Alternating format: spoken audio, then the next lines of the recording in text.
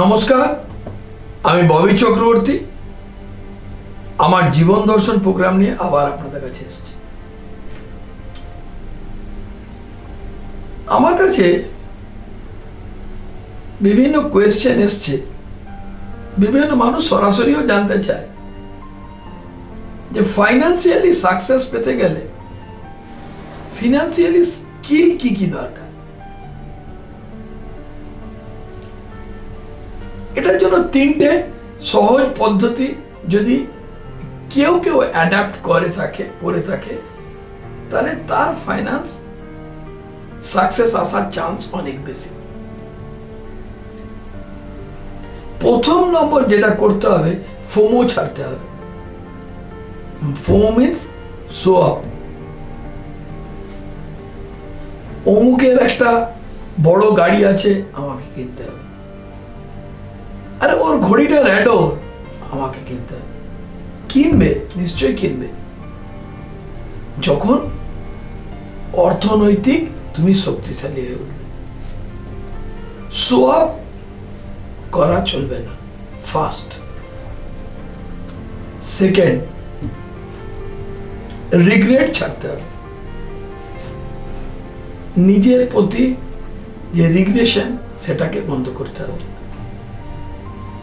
আমি সেই সময় পড়াশুনো করিনি, করলে ভালো হতো। ওই চান্সটা পেয়েছিলাম, আমি বাবার কথাই যাইনি, ভুলে যেতে হবে। সেই সময় শেয়ারটা আমি কিনিনি, নাহলে রিলায়েন্সের শেয়ার তো 800 থেকে 3000 টাকা হয়ে গেছে। এখন আমি কি করে কিনবো? Forgot it. Stop regret.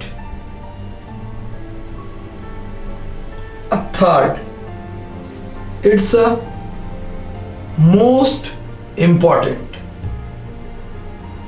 Finance goal post থেকে সরা যাবে না।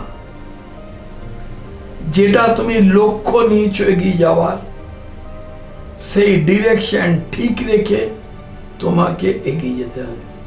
সমাজ যা বলুক, শত লোক যা বলুক, তোমাকে নিজের লক্ষ্য থেকে সরে আসা যাবে না।